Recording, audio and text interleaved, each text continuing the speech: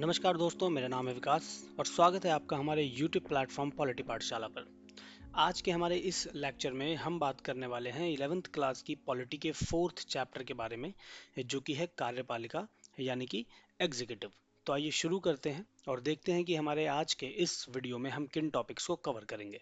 सो आज का हमारा जो वीडियो ये बहुत ही शॉर्ट रहने वाला है, जहां पर हम सिर्फ और सिर्फ इंट्रोडक्शन देखेंगे कार्यपालिका का और देखेंगे कि कार्यपालिका कहते किसे हैं या कार्यपालिका होती क्या है। व्हाट इज एग्जीक्यूटिव, एग्जीक्यूटिव का डेफिनेशन क्या है, मीनिंग क्या है और किन चीज़ों के लिए हम एग्जीक्यूटिव वर्ड का यूज़ करते हैं। तो आइए आगे बढ़ते हैं और देखते हैं कि एग्जीक्यूटिव है क्या। आगे बढ़ने से पहले ये जान लेना ज़रूरी है कि जो कार्यपालिका है या फिर जो एग्जीक्यूटिव है वो लेजिस्लेचर यानी कि विधायिका और जुडिशरी यानी कि न्यायालय, उन दोनों की तरह ही गवर्नमेंट का अंग है। ऑर्गन ऑफ द गवर्नमेंट है, सरकार का अंग है। सरकार के बेसिकली तीन अंग होते हैं, तीन ऑर्गन्स होते हैं गवर्नमेंट के, जिनको three pillars of the government भी कहा जाता है। इन तीनों पिलर्स में से एक पिलर होता है एग्जीक्यूटिव, जिसके बारे में आज हमें पढ़ना है। अभी जो हमारे इंडिया के अंदर सिस्टम है, जो सरकार है और जो पार्लियामेंट्री सिस्टम है जिसे हम संसदीय व्यवस्था कहते हैं, उस सिस्टम में, उस व्यवस्था में क्या रहता है कि लेजिस्लेचर और एग्जीक्यूटिव दोनों एक दूसरे को कंट्रोल करते हैं। दोनों एक दूसरे पर डिपेंडेंट भी होते हैं और दोनों एक दूसरे के कामों में एक दूसरे की हेल्प भी करते हैं और ज़रूरत पड़ने पर दोनों एक दूसरे को रोकते भी हैं, उनके ऊपर बाउंड्रीज भी लगाते हैं। तो क्योंकि हमें एग्जीक्यूटिव के बारे में पढ़ना है, लेकिन कहीं ना कहीं लेजिस्लेचर का भी जिक्र आएगा और हमें लेजिस्लेचर को लिंक करके देखना पड़ेगा कि एग्जीक्यूटिव और लेजिस्लेचर कैसे एक साथ काम करते हैं। ठीक है, आगे के चैप्टर्स में आप लेजिस्लेचर और जुडिशरी के बारे में डिटेल में इंडिविजुअल चैप्टर्स में पढ़ेंगे। फिलहाल हमें एग्जीक्यूटिव के बारे में ही देखना है कि एग्जीक्यूटिव है क्या। क्योंकि एग्जीक्यूटिव एक बहुत ही इंपॉर्टेंट रोल प्ले करता है इंडिया में। उसके पीछे का रीज़न ये है कि इंडिया में पार्लियामेंट्री सिस्टम है। बहुत सारी कंट्रीज में पार्लियामेंट्री सिस्टम ना होकर के प्रेसिडेंशियल सिस्टम होता है। ठीक है, जिसे अध्यक्षात्मक व्यवस्था कहते हैं, और इंडिया में है संसदीय व्यवस्था या फिर संसदात्मक व्यवस्था। तो आगे देखते हैं कि व्हाट इज एग्जीक्यूटिव। देखिए, होता क्या है, चाहे कोई कंट्री हो या फिर कोई बहुत बड़ा ऑर्गेनाइजेशन हो, कोई बहुत बड़ी कंपनी हो या फिर स्कूल हो या कॉलेज हो, कोई भी एक ऑर्गेनाइजेशन, संगठन जिसे हम कहते हैं, वहाँ पर क्या रहता है कि कोई भी संगठन, कोई भी ऑर्गेनाइजेशन, कोई भी कंट्री, कोई भी स्कूल और कोई भी कॉलेज नियम और कायदों से चलता है, रूल रेगुलेशन से चलता है। अब सवाल आता है कि रूल और रेगुलेशंस आएंगे कहाँ से। दो तरीके के लोग होते हैं हर तरह के संगठन में। एक वो जो कायदे कानूनों और नियमों को बनाते हैं, एक वो जो उन्हें लागू करते हैं। जो लागू करने वाली बॉडी है, इम्प्लीमेंट करने वाली बॉडी है, उसे ही एग्जीक्यूटिव या फिर कार्यपालिका कहते हैं। गवर्नमेंट के केस में भी अगर हम सरकार की बात करें, तो सरकार के केस में भी दो तरह की बॉडीज होती हैं। हमने कहा कि सरकार के तीन अंग होते हैं, तीन में दो अंग होते हैं, एक लेजिस्लेचर, एक एग्जीक्यूटिव और तीसरी जुडिशरी। यानी कि लेजिस्लेचर मीन्स विधायिका, एग्जीक्यूटिव मीन्स कार्यपालिका और जुडिशरी मीन्स न्यायपालिका। तो ये जो तीनों अंग हैं, इनमें हम न्यायपालिका को अलग रख देते हैं। जो बचे हुए दो अंग हैं, विधायिका और कार्यपालिका, मैंने अभी बताया कि ये दोनों मिलजुल कर काम करते हैं। होता क्या है कि विधायिका का काम है नियम कायदे कानून बनाना। पार्लियामेंट में डिस्कशन होता है, बिल पास होते हैं, प्रस्ताव पास होते हैं, फिर वो अधिनियम बनते हैं, फिर वो कानून बनते हैं। उन कानूनों को जमीनी स्तर पर लागू करना, देश के अंदर, राज्यों के अंदर, डिस्ट्रिक्ट्स के अंदर लागू करने का काम कार्यपालिका का होता है। So basically the branch that carries out, executes और manage the affairs of state. सरकार की वो शाखा जो राज्यों के मामलों को संचालित, निष्पादित या प्रबंधित करे, यानी कि मैनेज करे, उसको एक तरीके से ऑपरेट करे और उसके साथ साथ ज़रूरत पड़ने पर इम्प्लीमेंट भी करे। तो वो जो शाखा होती है, वो जो बॉडी होती है, उसे ही कार्यपालिका कहते हैं।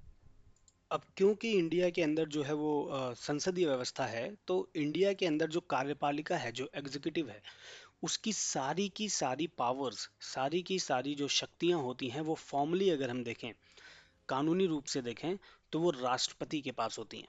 कोई भी नियम कायदा कानून जो पार्लियामेंट के अंदर बनते हैं, पास होते हैं, उन पे आखिरी सिग्नेचर, आखिरी हस्ताक्षर जो होते हैं वो राष्ट्रपति के ही होते हैं। और राष्ट्रपति के सिग्नेचर के साथ ही वो चीज़ देश में लागू हो जाती है। तो कार्यपालिका की सारी शक्तियां राष्ट्रपति के पास होती हैं, और राष्ट्रपति क्या कर रहा है, वो उन नीति नियमों कानूनों को लागू कर रहा है जो लेजिस्लेचर यानी कि विधायिका बनाती है। हमारे देश की विधायिका का नाम संसद है, और राज्यों की भी विधायिकाएं होती हैं जिसे हम विधानसभा कहते हैं। तो कार्यपालिका की शक्तियां हैं राष्ट्रपति के अंदर। अब जो राष्ट्रपति होता है उसे देश का मुखिया भी कहा जाता है। क्यों? क्योंकि जो राष्ट्रपति है उसके पास ही सारी पावर है, और एज पर द कॉन्स्टिट्यूशन जो कंट्री का हेड है, हेड ऑफ द स्टेट, वो राष्ट्रपति है। अब कहने के लिए तो जो राष्ट्रपति हैं वो हेड ऑफ द स्टेट हैं, और कॉन्स्टिट्यूशन के अकॉर्डिंग संविधान जो है वो राष्ट्रपति को कार्यपालिका का मुखिया बताता है। यानी कि जो मेन कार्यपालिका है, जो मेन एग्जीक्यूटिव है कंट्री की, वो कॉन्स्टिट्यूशन के अकॉर्डिंगली तो राष्ट्रपति हैं, लेकिन एक्चुअल में वो है कैबिनेट। यानी कि कैबिनेट, प्रधानमंत्री और राष्ट्रपति, इनसे मिलकर के कार्यपालिका बनती है। संवैधानिक तरीके से देखा जाए तो संविधान राष्ट्रपति को कार्यपालिका बताता है, और जो वास्तविक कार्यपालिका होती है, जो रियल एग्जीक्यूटिव है, वो कैबिनेट होती है। यानी कि कहने के लिए सारी पावर्स कार्यपालिका की राष्ट्रपति के पास होती हैं, लेकिन उनको एक्सरसाइज और यूज कौन कर रहा होता है? कैबिनेट करता है। ये है कार्यपालिका का एक सिंपल इंट्रोडक्शन। अगर हम आगे बढ़ें और एज पर दी एनसीईआरटी देखें, तो देश के अंदर जो नियम, कायदे, कानून बनते हैं, उनको जो लागू करने वाली बॉडी है वो कार्यपालिका है। यानी कि कार्यपालिका सरकार का वो अंग है जो मुख्य रूप से कार्यान्वयन और प्रशासन के कार्य देखता है। The organ of a government that primarily looks after the function of implementation and administration is called the executive. तो कार्यपालिका का यही काम है, हमने स्टार्टिंग में भी देखा कि वो इम्प्लीमेंटेशन करेगी और प्रशासन करेगी, यानी कि मैनेजमेंट देखेगी। ठीक है। जो सिविल सर्विसेज के ऑफिसर्स होते हैं वो प्रशासन का काम करते हैं, और जो कार्यान्वयन का काम है, इम्प्लीमेंटेशन का काम है, वो भी इनडायरेक्टली वही करते हैं। बट जो उस पर मोहर लगती है, जो सिग्नेचर होती है, वहाँ पे जो काम है वो राष्ट्रपति का है। उसके बाद उसको आगे पहुंचाने का काम, उसके ऊपर डिस्कशन करने का काम, फैसले लेने का काम कैबिनेट और प्राइम मिनिस्टर का है। कैबिनेट भी हम कह सकते हैं क्योंकि prime minister is a part of a cabinet. तो कैबिनेट का है, और उसके बाद जमीनी स्तर पर जब उसको लागू किया जाता है तो वो काम प्रशासन देखती है, यानी कि सिविल सर्वेंट्स देखते हैं, जैसे कि आईएएस, आईपीएस। अब क्योंकि हम कानून को लागू करने की बात कर रहे हैं, उनका प्रशासन देखने की बात कर रहे हैं, तो इसका मतलब ये नहीं है कि कार्यपालिका कोई भी रूल अपनी मर्जी से बना करके उसे लागू कर देगी। कार्यपालिका उन्हीं नियमों, नीतियों को लागू लागू करेगी, उन्हीं रूल्स को सोसाइटी में इम्प्लीमेंट करेगी जो लेजिस्लेचर ने पास किए हैं। यानी जो लेजिस्लेचर मीन्स विधायिका, मीन्स संसद में बनाए गए हैं, उन्हीं रूल्स, रेगुलेशंस और कानूनों को जो कार्यपालिका है वो लागू करती है और सोसाइटी में इम्प्लीमेंट करती है।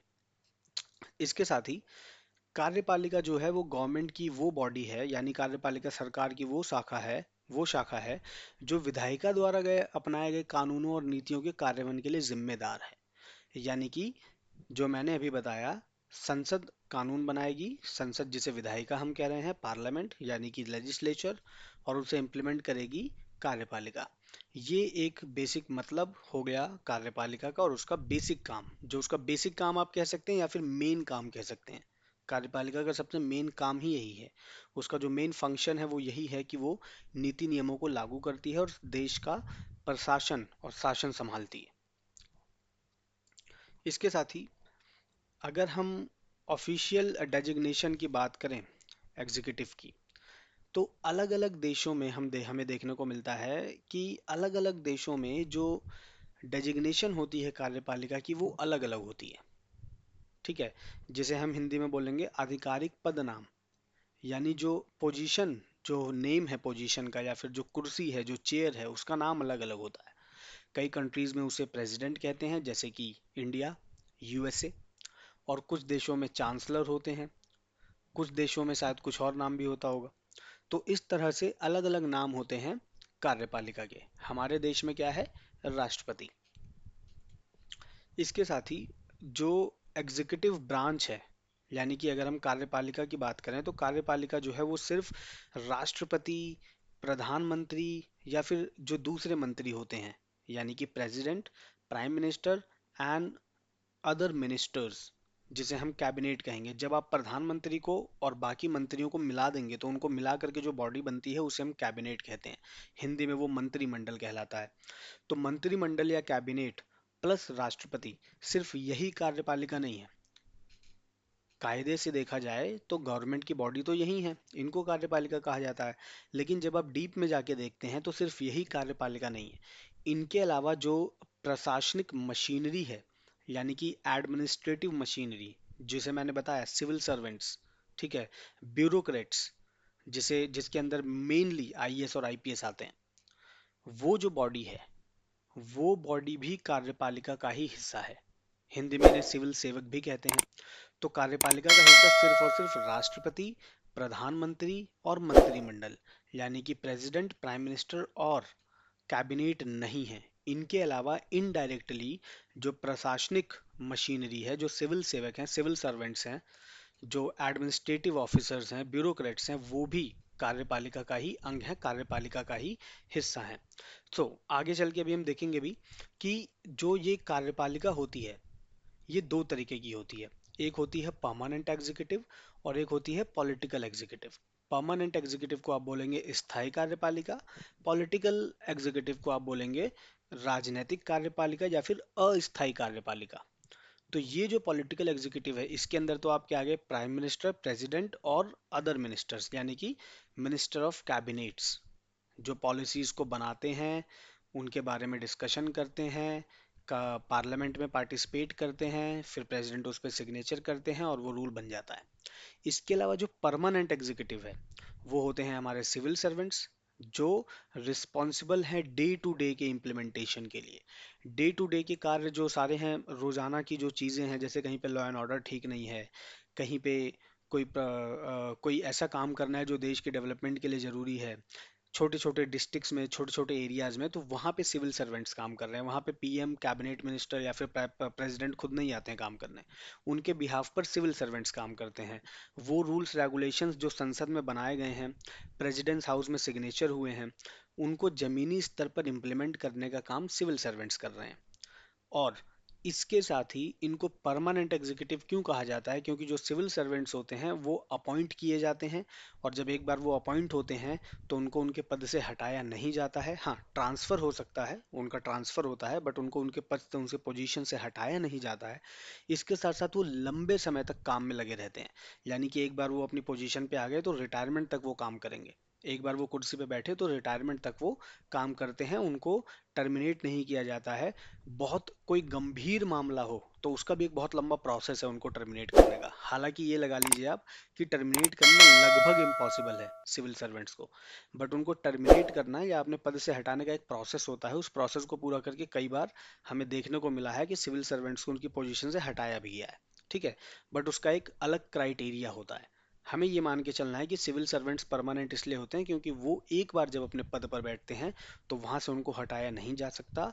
लंबे समय तक रह के वो एज ए एग्जीक्यूटिव काम करते हैं, एज ए परमानेंट एग्जीक्यूटिव, स्थायी कार्यपालिका के तौर पर वो काम करते हैं।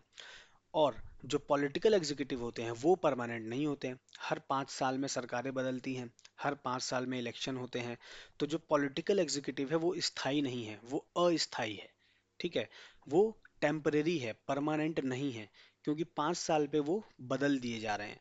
और उसके अलावा जो, अगर मान लीजिए कि कोई पॉलिटिकल लीडर किसी केस केस में फंस जाता है, या फिर किसी गवर्नमेंट के अगेंस्ट अविश्वास प्रस्ताव, या फिर कोई ऐसा रेजोल्यूशन ला दिया जाता है जिससे कि उसकी डिग्निटी जो है वो प्रूव नहीं हो पा रही है, वो सही साबित नहीं कर पा रहा है अपने आप को, तो पार्लियामेंट भी जो है लॉ पास करके, सॉरी, रेजोल्यूशन पास करके कई बार लीडर्स को हटा देती है। प्रेसिडेंट के ऊपर भी महाभियोग यानी कि इम्पीचमेंट का प्रोसेस लगाया जा सकता है और उसको उनकी पोजीशन से हटाया जा सकता है। वो लोग खुद भी इस्तीफा दे सकते हैं। कई बार इलेक्शन का टाइम आ जाता है, 5 साल पूरे हो जाते हैं तो वो इलेक्ट होकर वापस नहीं आते हैं। इस वजह से उनको कहा जाता है टेम्पररी एग्जीक्यूटिव या फिर पॉलिटिकल एग्जीक्यूटिव। लेकिन जो सिविल सर्वेंट्स है वो कहलाते हैं परमानेंट एग्जीक्यूटिव। तो ये था बेसिक इंट्रोडक्शन कार्यपालिका का, यानी कि एग्जीक्यूटिव का। फिलहाल के लिए इतना ही। आगे की वीडियोस में हम देखेंगे कि कार्यपालिका के प्रकार क्या क्या होते हैं, कितने फॉर्म्स हैं एग्जीक्यूटिव के, वो काम कैसे कर रही है, इंडिया के अंदर जो एग्जीक्यूटिव है उसका क्या रोल है, और वगैरह वगैरह। बाकी का चैप्टर भी पूरा बचा है, ये सिर्फ फर्स्ट पार्ट है जो कि एक इंट्रोडक्शन वीडियो था। फिलहाल के लिए इतना ही। आगे मिलते हैं अगली वीडियोस में। अगर आपको ये वीडियो पसंद आई हो तो चैनल को सब्सक्राइब करें, वीडियो को लाइक करें और शेयर करें अपने क्लासमेट्स के साथ। Thanks for watching.